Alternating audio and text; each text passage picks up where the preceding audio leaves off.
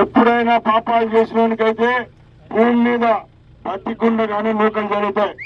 ఈ రోజు ఏ కుటుంబం అయితే కరెక్ట్ 3 నెలల ముందు మీసాలు తిప్పుకుంటా రౌడీలు వెనకాలం చేసుకుని ఈ ప్రాంతాల్లో తిరిగినారు.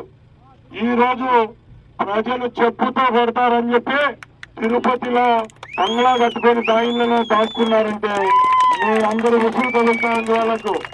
నేను ఒకటే చెప్తున్నా, ఈరోజు తెలుగుదేశం పార్టీ ప్రభుత్వం వచ్చిన తర్వాత చంద్రబాబు నాయుడు అనే పెద్ద మనిషి ముఖ్యమంత్రి అయిన తర్వాత ఎవరికి గుండెకాయలు లేవు రైతుల మీద చేయేసడానికి. నేను భరోసా ఈ ప్రాంతంలోనే పుట్టాను. ఇదే అన్నమయ్య జిల్లా, ఇదే చిత్తూరు అనుకోండి, కడప అనుకోండి, అందరం ఇదే ప్రాంతంలో పెట్టి తిరిగిన వాళ్ళమే. ఇక్కడ ఒక రైతు కంట్లో నీళ్లు వచ్చిన మిగతా అందరికీ ఆ పాపం తగులుతుంది. కాబట్టి తప్పకుండా ఈ ప్రాజెక్టు కంటిన్యూ చేసేదానికి ఏ మటుకు రాష్ట్ర ప్రభుత్వం ముందుకెళ్లదు. మేము అధికారులతో చర్చిస్తాం. ఎవరైతే ఈ ప్రాజెక్టు కోసం ఆపేదానికి కష్టపడ్డారు వీళ్ళంతా ఉన్నారు పాపం, వీళ్ళందరికీ దండం పెట్టండి. మీరు మాట పెట్టండి, ఒకసారి పెట్టండి వీళ్ళకు.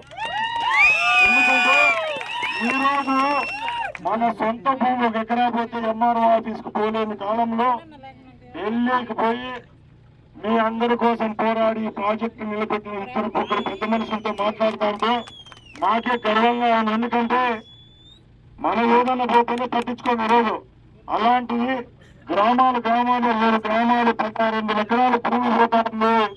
ఇక్కడ మన తాతలు పుట్టారు, మన తండ్రులు, అలాగే మన పెద్దలు రేపు తిరిగాడు ప్రాంతంలో ఈ ప్రాజెక్టు కడితే మేము ఎక్కడ పోవాలని మీరు అందరూ బాధపడతారని చెప్పి వీళ్ళు ప్రభుత్వంతో అలాగే ఆ దుర్మార్గంతో పోరాడి ఈ రోజు మీ అందరికీ ఒక బతుకునిచ్చినారు. ఈ రోజు వరకు వాళ్ళు కొట్లాడింది ఒక ఎత్తు అయితే ఇంకా నుంచి తెలుగుదేశం పార్టీ ప్రభుత్వం భరోసా ఇస్తాను మీకు. ఇక్కడ నుంచి పనులు ఎంతలో ఉన్నాయి అంతలోనే ఆగిపోతాయి.